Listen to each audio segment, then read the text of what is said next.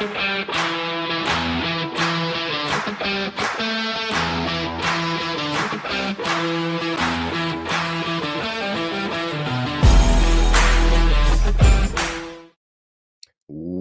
to Rising Tides Live. I'm your host, Shawn Walchef. This is a Cali BBQ Media production. We're live on LinkedIn, live on YouTube, live on Facebook. Thank you for being here. Today is our Restaurant Technology Showcase show. So if you're watching, thank you for watching. If you're listening, thank you for listening. If you have a restaurant technology platform and you want to be a guest on the show and pitch your tech to the Rising Tide community, please reach out to us, podcast@calibbq.media. We already have a booked schedule for the rest of this year, but we want to get you into early 2026. There's always time to practice pitching the Tide, getting better, and getting more exposure to what you're building for the hospitality space. Today, we have Tab Commerce. James Tice, Chief Growth Officer. He is here to share all of the cool things that Tab is building for the restaurant space. Let's go ahead and bring him up. James will pitch the Tide, and then we'll bring up the community. So if you're waiting in the green room, thank you for waiting. If you want to be in the green room, please reach out to us. We would love to have more guests on the show to give feedback. Our goal is to help technology brands with better storytelling. As a community of restaurant owners, business owners, we all get pitched a lot of things. We believe in story, and we're going to let James have the mic and get after it. So James, welcome to the show. Yeah, thank you. Thank you for having me. All right, it's game time. Yeah, I know. Seriously. And I think it's a good segue too. Like the story of restaurants are so unique. The cool thing about what we do is really being from the restaurant industry. So the background on Tab, for everyone who's interested, we were started about 5 years ago when the CEO, Ty Wilson, founder, quit his job in investment banking, moved home because it was COVID and his parents needed help. His parents had at the time, I think 8 units, and they were going through challenges. So he said, I'm going to quit my job, move home, build technology, help them navigate the process of cutting costs because he couldn't really increase sales at the time, and effectively just navigate the troubled times that was really COVID-19. From there, a couple months later, I was fortunate enough to come on board as well. We decided to kind of come together and start building this product, start building around restaurants, listening to restaurants, kind of using our experience in restaurants to try to predict kind of the problems they'd be having. And then, I'd say a year after that, in early 2023 for us, we decided to take a shot. So we left everything we knew behind, moved from Toronto down to Austin, Texas, knowing absolutely no one and no one around, and said, all right, like this is our stab at making this a reality. And I think what's really cool about that for us was every single person that I spoke to told us we were absolutely insane for leaving everyone we knew behind and moving to the US and really taking a shot at things. And going back to what you were saying earlier, Shawn, I don't think that story is all that unique in the restaurant industry. In fact, pretty much every restaurateur that I speak with has at least once in their life been told by someone close to them, you're insane for building your brand and wanting to chase the idea of building a restaurant. And the cool thing about all of us in this industry is maybe it's a little bit of ignorance, maybe it's a little bit of, dumb luck, but we all just say, you know what, you have no idea what you're talking about. I'm going to chase my dream. I'm going to build my passion. I'm going to build my brand. And that is a kind of a chapter I think all of us have in this industry, is going against the grain and doing something quite unique. I think about restaurants in general as an industry that has $1.5 trillion of sales. It's the second largest employer in North America, and yet people have this idea that restaurants are a bad business. It's kind of crazy to me. For those who are curious, my background personally, I've done everything from the dish pit to live-in private chef. If you've ever seen an episode of Below Deck, then you know exactly what my life used to look like and the pandemonium that kind of went on there. But I also have a degree in finance. I worked in payments for a long time. I worked in fintech. And when I met Ty and he started talking about what he was trying to do at Tab, it really resonated to me. And there was kind of one moment in particular that really started to highlight the business that is restaurants. And that was when I was working at a restaurant in downtown Toronto, a restaurant called Borrow. And we're having this pre-shift meeting on a Friday morning. And Thursdays were usually big days for us. And I'm sitting down on this particular pre-shift meeting. and they're going through the stats basically of last night. It's like, all right, everyone, big night, super exciting. We did $110,000 of sales. I remember sitting there thinking to myself, like, that's pretty substantial, right? Like, we're going to do the same tonight because Fridays were bigger. And then Saturdays were even bigger than that. Like, we're talking about some big money moving through this business. Then later that day, I'm walking through the restaurant and it's now probably 1:30 in the morning, getting ready to pack up and, break everything down. And I see the chef sitting in this tiny little closet that they called the chef's office. It was so far from an office, and just like a stack of invoices. And he's going through these invoices, so clear he hates his life. And I'm thinking to myself, okay, we did 110 in sales last night, and now it's 1:30 in the morning. There's no chance that this guy's actually looking through each individual invoice. Like, how much is going missing? Well, here's this business that is super strong as an operator and always had the ability to drive traffic. What is slipping through the cracks? And so that's kind of like the moment for me that really clicked, which is restaurant operators are incredible operators, but they're handcuffed with the lack of tools to help them navigate complex challenges like the back office and finances. So, background on Tab and what it is that we do today. We are restaurants' corporate card, right? Any time that is being spent on the back office is not spent with a guest, or it's not spent on driving that guest experience. And so restaurants use us because we're able to do things like provide proactive controls, make the user management, the card management so incredibly simple, right? The moment a card is used, capture the receipt, GL code it, location tag it, make it so they never have to worry about, do I fill out this expense report or do I deal with the person who came in the door? On top of that, there's the functional element, right? So we have fought long and hard to have an underwriting model that understands restaurants. So the result of that is providing higher credit limits, usually in the range of 3 to 5 times higher credit limits, unlocking the tool that is sitting in someone's wallet a lot of times that they're trying to not have to pay down 4 times in a month. Then we get into longer payment terms. So actually getting outside of just the 30-day term and getting into things like 60-day terms, which will be available for select restaurants, where this effectively becomes this working capital tool, right? You make a purchase, it's the 20th day of the month. You want to smooth that out over a few weeks of cash flow. I understand. Let's not go into credit card debt. Let's not use a line of credit that costs 15%. Let's build a tool that understands that, makes it really effective for strong leaders to be able to roll cash flow, especially in seasonal times. And then the other thing that we see a lot of it being used for is breaking ground and smoothing over capital costs. Essentially, what you're looking at here is for every dollar that's spent on the 60-day term card, it would probably be a line of credit purchase. So we're going to be able to cut capital costs in half on every purchase that goes onto that.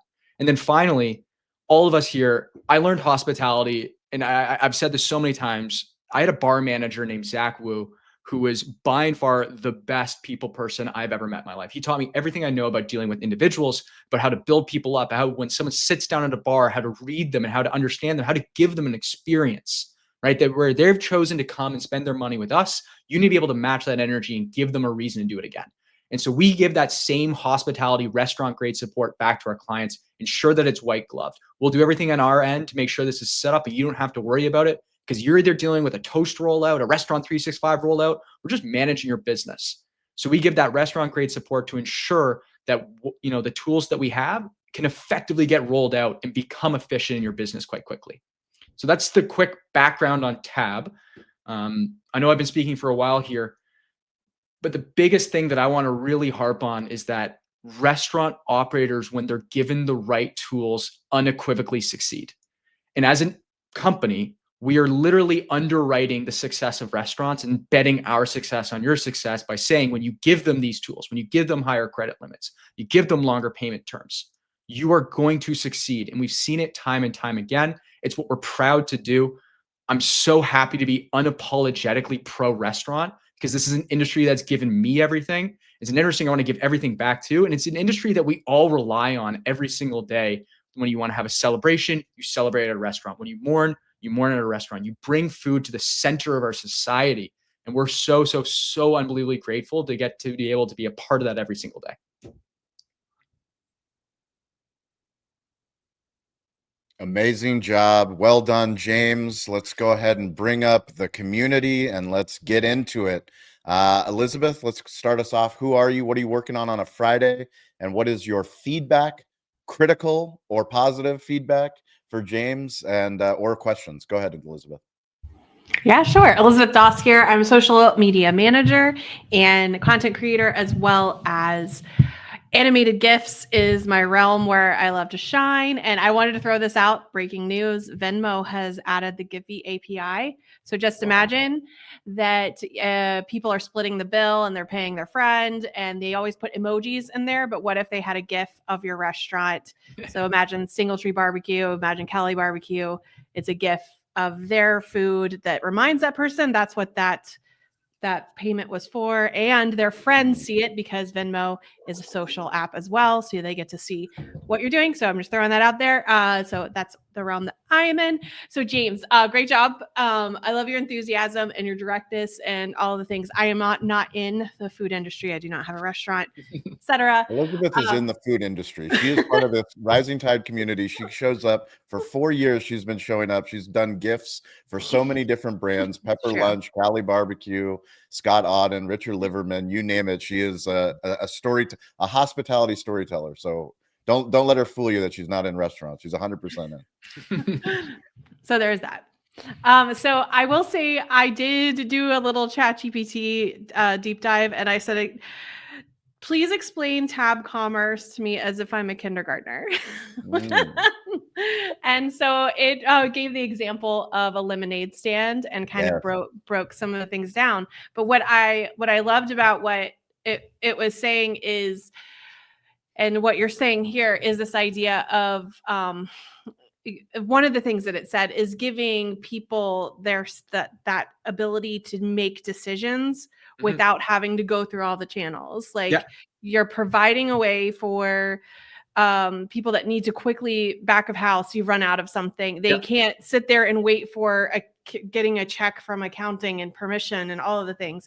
And so having that petty cash, but it is guarded, so it's not available to everybody. So I thought that was really interesting. And I think for myself, as someone who doesn't know the ins and outs of operations, et cetera, I've been having this conversation with Scott Turner at Auden because I'm helping out with some of their social media stuff, and this idea of marrying the front of house to back of house, and how can you be so ready in the operations side that you can take a risk on the guest experience or something that goes above and beyond, but you're not going to trip everybody else up that's like behind you. And so I guess my question is in that standpoint of maybe even diving into that possibility of what does that look like for a client, for you to provide that space for the leadership to be able to give some of their support staff freedom to spend if they need to spend quickly. So I know that was everywhere, but back to you, James. No, I think I got the gist of it. First off, regardless of who I speak with, if it's a 1-unit operator or a 300 unit multinational group, the most important thing that everyone talks about is consistency. When you're thinking about the guest experience and you're thinking about what it is that your business is here to do, it's provide a very consistent experience when someone comes into your doors. They need to understand what it is that they're going to, they're essentially choosing their money to spend. For us, what we're trying to enable is to make it really simple to make the decision that you want to make. Everybody wants to have the GM be able to run out and go grab limes last second, right? You've run out, there was an ordering error, it happened, move on. So how do we help enable that? But what we don't want to have happen is GMs getting in the business of filling out expense reports. Right? They're GMs. They're incredible. I've had incredible GMs that have, as I said earlier, shaped my career. It wasn't because of their skill of handing in receipts.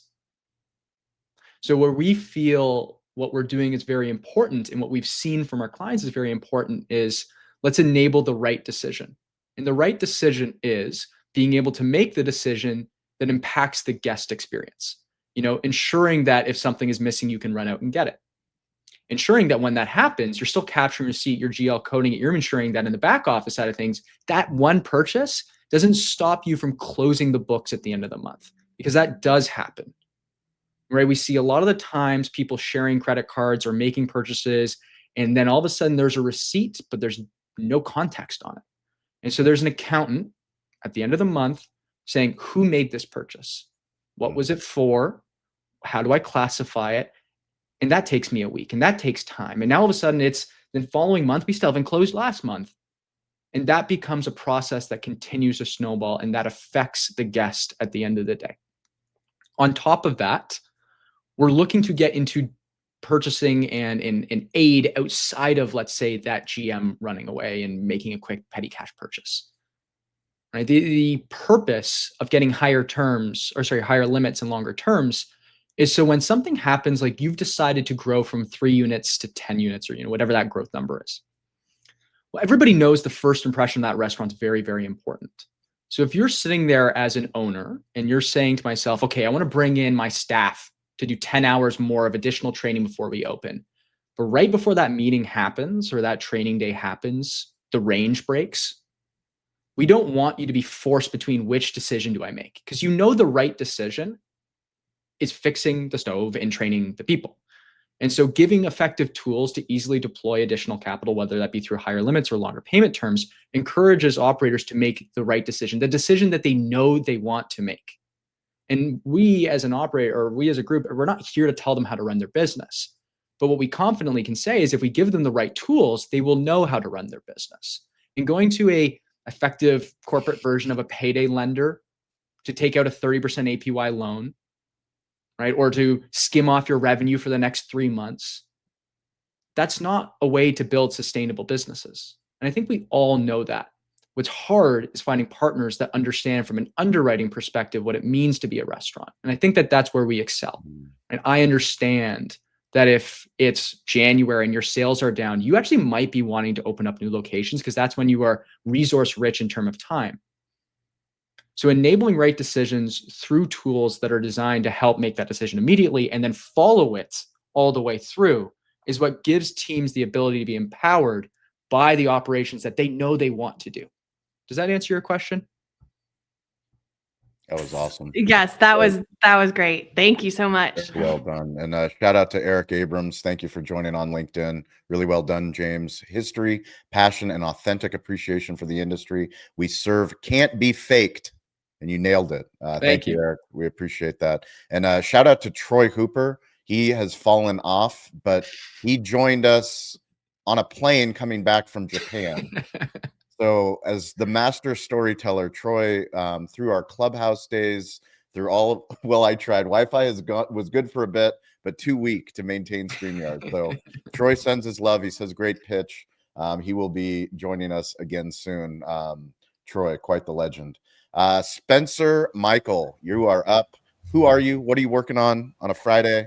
And what is your feedback for James or question and or both? Go for it. Yeah, Spencer Michael, backofhouse.io. We are a area for restaurateurs to come and just get help looking for new restaurant tech or replacing restaurant tech, anything to do with the technology in their place. You've talked to us and we help you out. James, it's good to see you again. Yes, I was going to say. James and I we've broken bread. We met at a near smokehouse. It was a barbecue joint. Smokehouse, a barbecue place, a near empty barbecue place in Vancouver. They were in town. I think I was maybe. This is in 2023. I might have been 2 weeks on the job. And yeah. I love what you guys are doing. Like, what do we do next? And I don't know. So I think it's time for us to reconnect. Yeah, that'd be great. This is an excellent service and what you guys are doing. And I think I'll talk about kind of presentation wise, and then I'll talk about how much I think you guys are hitting the nail on the head about how I see kind of the future of what restaurants are going to be able to do. So I think presentation, I love your stories are great. I'd love to see visuals with the stories as you go through it. Like imagine a moment in the day when this happens and just have some sort of photos that follow along. And then it really gets people like that happened to me. I can see that. And then your solution would cut through, that particular issue that happened.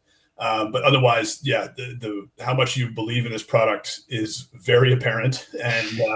And like me, you just have an affinity for the restaurant business and for independent restaurant operators and the struggles that they go through. And I think where you guys sit and just the future of kind of restaurants and just sort of where we're going as a human race almost towards this AI, this automation, things are going to be less human touch. Things like grocery stores or you go get your oil changed. That there's going to be bots. It's going to be automated. You're not going to talk to anybody. And I think restaurants and bars and areas and lounges, anywhere you can just go and have a human connection is going to be so needed and so wanted as you go through your day-to-day of just dealing with automated people and bots. You want to go out and just have a human experience. And so automating some of the things in the back end that really was part of when I was managing restaurants, the worst part of your job was doing, putting out these types of fires or, reconciling receipts. I was not trained to do it, but I had to do it. I probably did a poor job of it, made somebody else's job even harder. If you can somehow cut through all of that, and now as a restaurateur, you're just hiring for the guest experience because the I don't need an office person. We got that taken care of. Whereas previously, like, what's your business acumen? How have you ever had to reconcile a ledger previously and things like, no, I haven't had to do that. You don't need to hire for that anymore. It's all about taking care of the guests. And I think we're moving to an exciting space. I think products like what you guys are doing at Tap Commerce, I think is filling that gap. And there was another AI company that is on our one of our partners, and they have it's prep doing prep and planning essentially for the kitchen. And his line was, take the suck out of the work. And that's exactly what it is. It's like, this is like standing in the cooler, making a prep list sucks. I don't want to do it. If someone can automate that for me and it's 100% accurate, I can show up every day and now I'm just doing my job. I think it's exactly what you guys are doing. It just takes a lot of the pressure and a lot of the anxiety out of certain things that restaurateurs go through. And now they can just focus on what is driving everything. That's the guest. So great job. Yeah, I appreciate it. And thank you for the feedback. Before I build on that, are you still working as a volunteer firefighter? I think shortly after that, I had to kind of the scheduling got too hard. It's a pretty significant commitment. You can see. Yeah. I was going to say my little box. I got to go. Yeah. Myself. Do you guys have a sporting event today? There might be a game that I will. Might be a game that you care a lot about. Exactly. Yeah. There's potentially a game that I'm very committed to paying attention. I might be just dying on every pitch. Yes. Yeah. The game tonight, and Bo Bichette's in the lineup playing. Yeah. Tonight. Yeah. So, there's if I seem anxious, it's because they're in the World Series, everybody. Yes. Yes. Yeah. Sean's alluding to the Toronto Blue Jays in the World Series, taking on Sean's hated LA Dodgers. My team is the San Diego Padres, so let's keep that clear. We are the San Diego Padres. So no, that's what I meant. Good luck.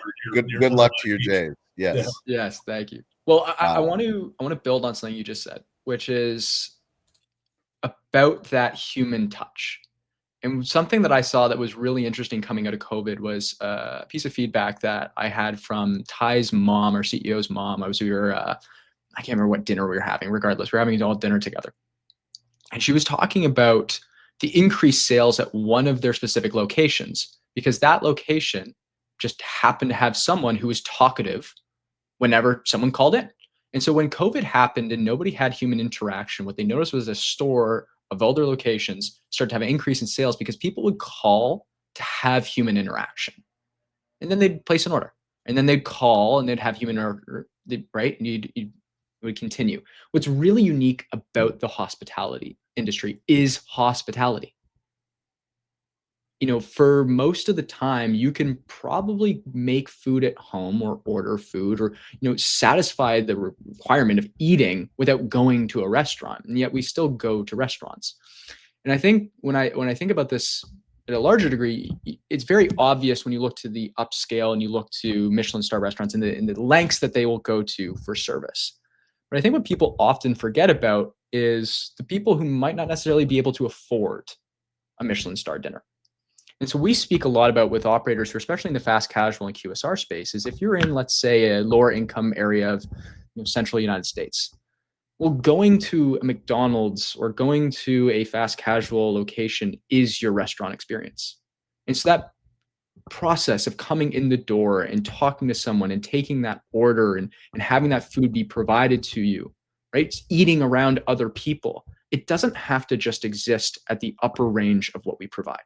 In fact, when you provide that service as you shift down, we work with some really great operators who are operating upwards of 200 units of Jack in a Box, for example. And they talk just the same way about the restaurant guest experience as some of our fine dining clients do as well. It is unanimous across the board.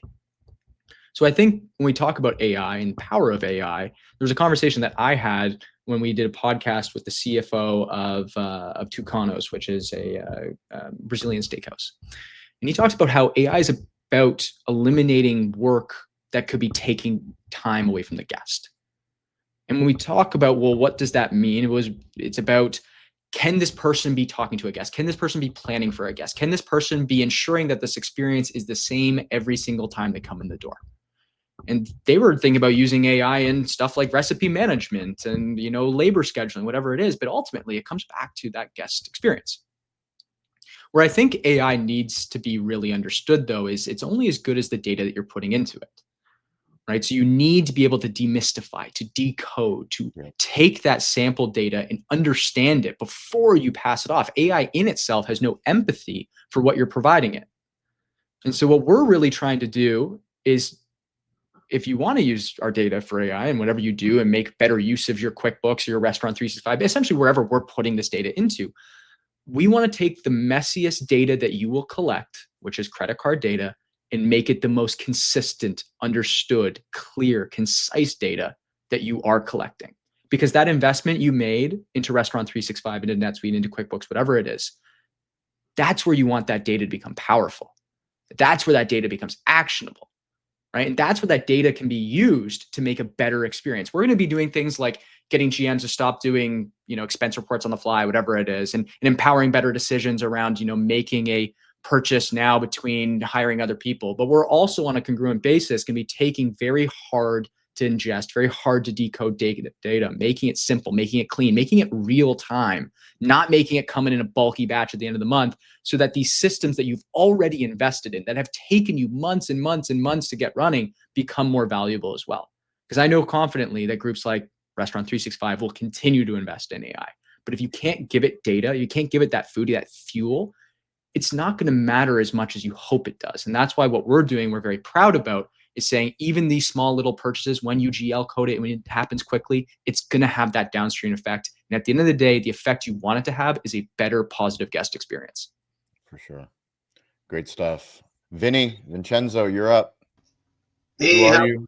What are you doing on a Friday? And go ahead and give some feedback to James. All right, James, nice job presenting everything you're working on. Vinny Paleo here, based out of Southwest Florida. 25-year restaurateur. I work mostly with independents and multi-units down here.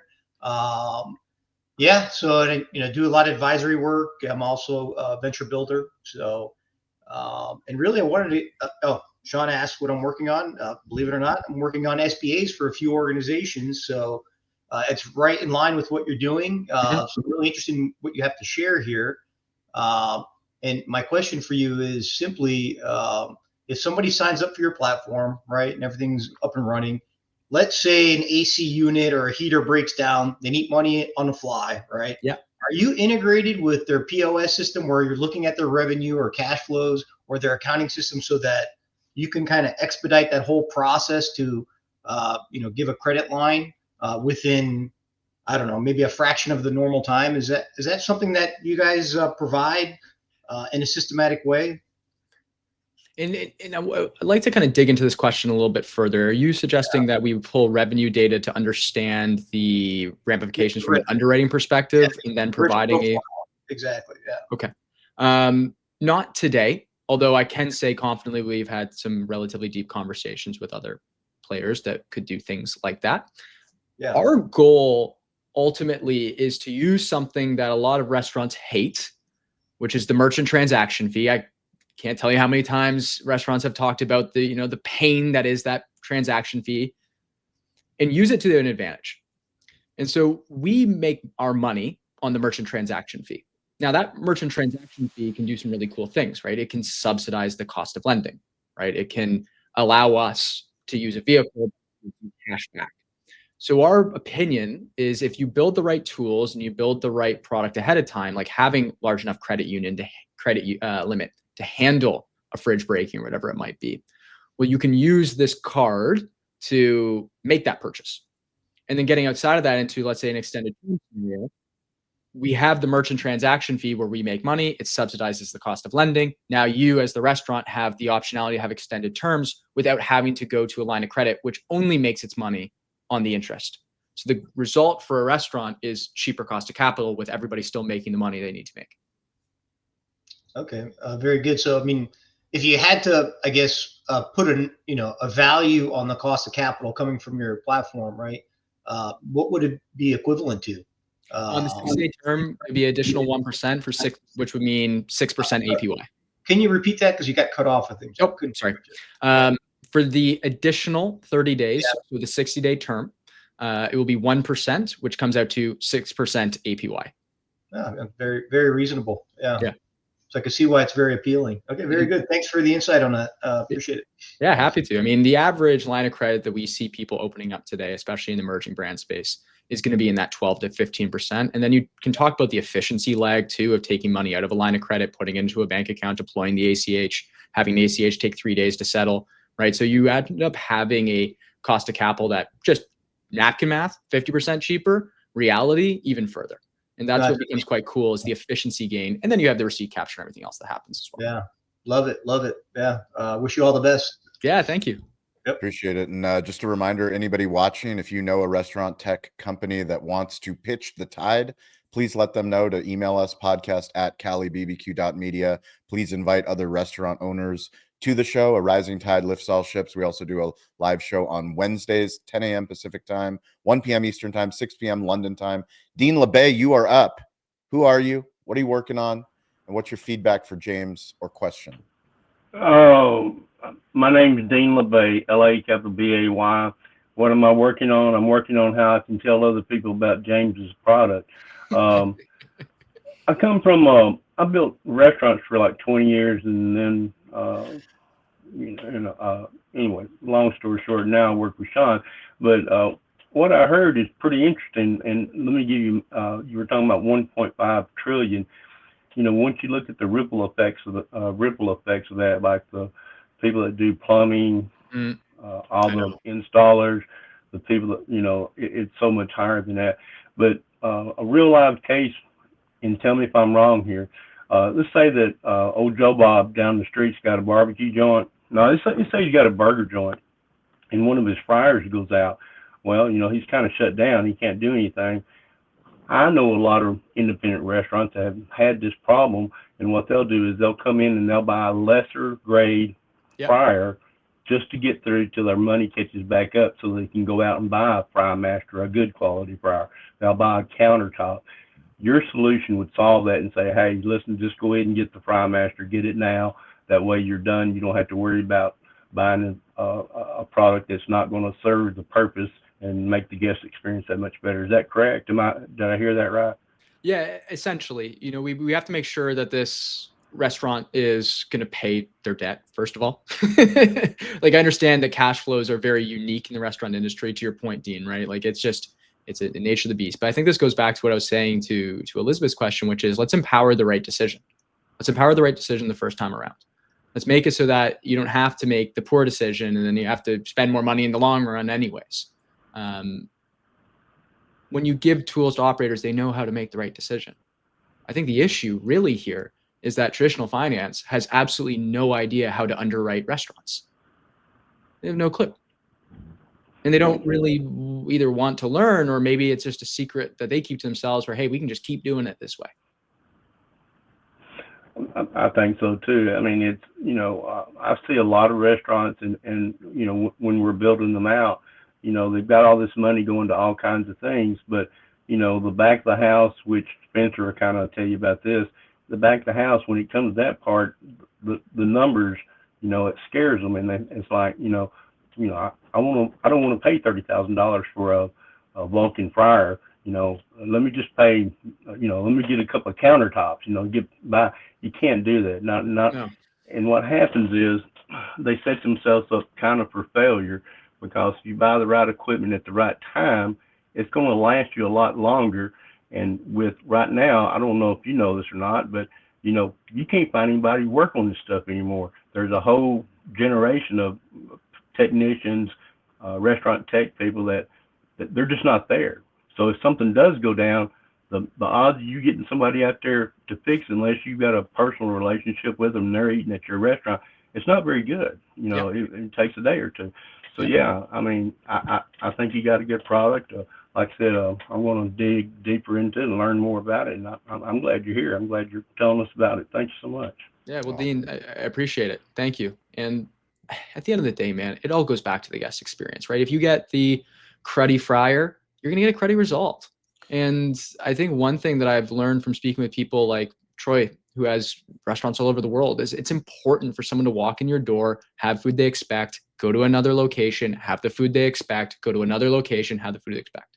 Yep. It's funny, like I was at the Create conference last week, and I was sitting at the bar because the bar is the best seat in the house. Anyone who says otherwise is wrong. I don't even drink alcohol. It's the best seat in the house. And I was speaking with the bartender and asking her about, hey, like, what are some restaurants I should try when I come back to town? And she gave me this list. And then one of them, she said, hey, this was my favorite meal the first time I had it. The second time, it wasn't as good because she didn't have that consistent experience. Mm-hmm. Now, I know from working in a restaurant that something probably just happened that day, right? Like, I can't tell you how many times that the guy who was dropping off the pre-batch juice just dropped off too many lemons and not enough lime. And all of a sudden we started selling margaritas with lemon. Hate to say it. It happens. And it's about making sure that you can make that easy decision the right time. So your point, Dean, hey, if I got this new location that's opening and the investors don't understand, I want to be able to make that a decision anyways, because I know that bringing in the right fryer is going to create the same consistency of my brand that made me great at the one location. That's going to ensure that I'm great at 2 locations. And it's going to ensure I'm great when I'm at 4 locations. Because once again, if you give the tools to operators, they know how to use it. They know what makes them great. The issue is that if you haven't worked in a restaurant, that example doesn't mean anything to you. You can't just PE, come in, gut it, rip it. That's not how restaurants work. You have to make the right decision the first time. It's awesome.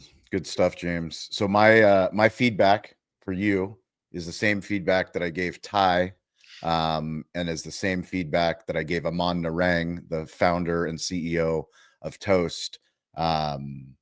Story. You leaned so heavily on story. I loved it. The thing that I pushed Ty when we started working together was to get me photos of his experience in the restaurant. I think it would be really cool from a sales perspective. Decks and demos everyone has a deck and a demo. Yeah. That's why I love the fact that you leaned into story. But like if you, to Spencer's point, if you dropped in a photo here or a photo there of you, like, what sales reps are doing that? You know, what person closing deals is like actually sharing the personal side of their story?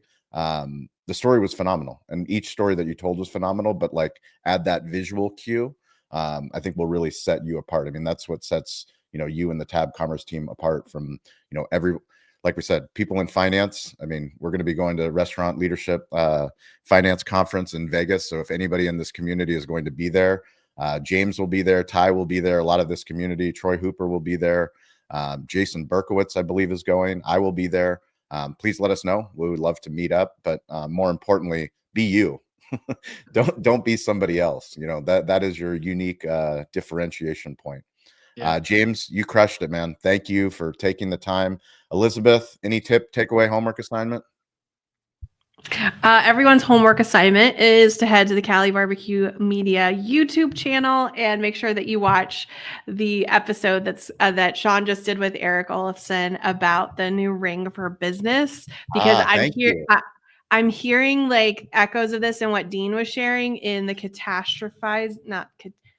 it was an actual catastrophe. It wasn't someone, but when the hot water heater leaked all over, and it was a $10,000. It ruined the carpet. Like there was replacement. Mm-hmm. But what in the video he's talking about that ring is not only video cameras, but there's a freezer. Water, a sensor. Yeah, a water heater. It's the Internet of Things. It's a sensor that's part of the package that they provide. But yes, thank you for bringing that up. But it would let operators know before it got into the dining room. Like you would get the alert sooner. And so these tools of having that, but to James's point, to be able to like one thing I'm hearing in the underwriting part of this is the timing part. to be able to quickly do it and make the decision rather than having to go to the bank and to do all the not that there's not a timing part, but because you guys are restaurant industry, you understand no hot water means the restaurant can't generate any income. And so how can we expedite this to make sure that the right people are making the right decisions? Anyway, just bridging those the catastrophes that actually happen with the solutions that are at hand. So yeah. Good stuff, Elizabeth. Spencer, takeaway, homework assignment. Homework, I guess, is to reach out to James and kind of reconnect and talk about how we can get Tab Commerce onto the back of house platform. As I was just got a pop up for Jason Berkowitz to meet with our team coming up next week. So there you go. Rising Tide is working, exactly. So and then I really can't think of anything else beyond Go Jays, because my entire conscience right now is going for the baseball game tonight. So Go Jays, and great job, James. Thanks. Thank you, Dean LeBay. I don't have a lot to say, Shawn. James, I'm glad to meet you. The only thing I would do is encourage you to keep telling your story, and kind of what Izzy was talking about. You know, if a restaurant owner knows this about it and has your product, it's almost like an insurance policy. You know, you don't want to have to use it to get that higher margin or a higher, credit limit, but you have it just in case. And that gives you a sense of peace of mind. And God knows general managers need peace of mind with everything going on in the back of the house. So listen, great job. I would highly encourage you to keep storytelling and telling your story, because you do a very good job at it. Thank you. Before I let you go, James, can you share the breaking news? What's Tab Commerce releasing prior to restaurant RFDC? Yeah, we're releasing a podcast. So we have worked with Shawn to launch something. I think what's really cool about this is we have a bunch of experience, as you can see, in the restaurant industry, and there's a lot that we've learned about finance. And it's a term that people don't like to talk about, but it's very important. And our goal here is to speak with operators and have them share their story, talk about the brand, and talk about some topics that don't typically come to light. But I do think people want to learn, right? And you don't necessarily need to know a ton about finance to be able to understand what we're talking about. The goal here is that you can drop in, you can eavesdrop, you can listen into a conversation between two individuals, just speaking about restaurants and the growth of their brand. If anyone listening wants to come on and share their story, I would love to help you share your story. I'd love to get this information out. I think what makes restaurants super unique is their ability to be resilient and come together in a community. I've considered myself long a person of the industry. I can't tell you how many times I found myself moonlighting, still working at a restaurant despite having a full-time job. I think everyone here can resonate with that. The goal of this for us is to share those stories. You can reach me on email, james@tabcommerce.com, LinkedIn, anything.